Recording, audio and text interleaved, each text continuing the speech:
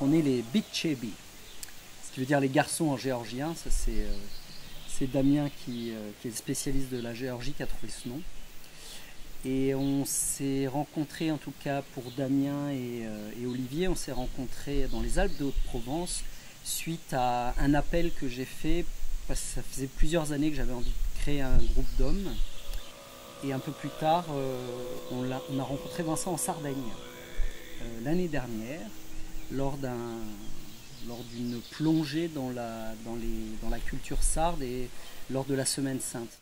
Comme un ange venu des cieux, de ses cheveux émanait une odeur de rose à peine éclose.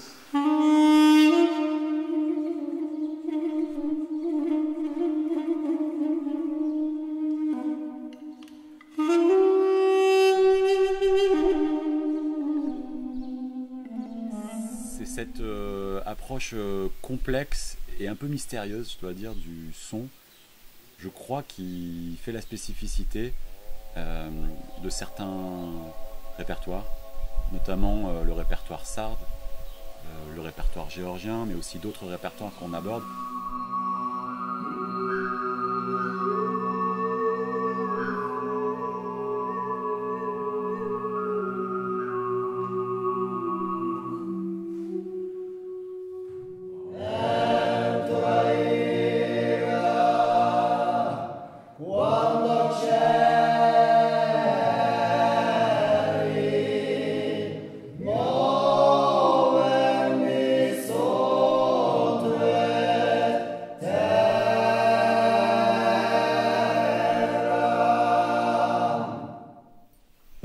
On a créé ce spectacle ensemble à l'occasion de résidences et on a beaucoup cherché comment dire ce qui nous traverse, comment exprimer un peu l'inexprimable d'une certaine manière à travers une mise en scène, à travers une succession de chants qui abordent du répertoire sacré, du répertoire profane, de l'improvisation, des moments en solo, des moments en duo, des moments en groupe.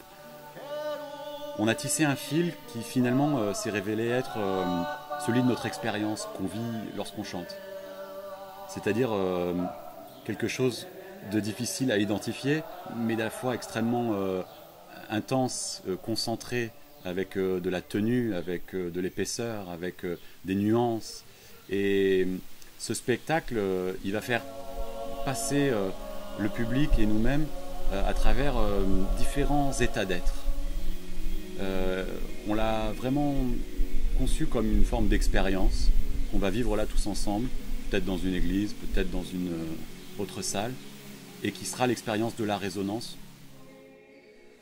Démystifier aussi un peu ces chants qui peuvent faire très sérieux, très austères des fois, alors que nous on le ressent différemment.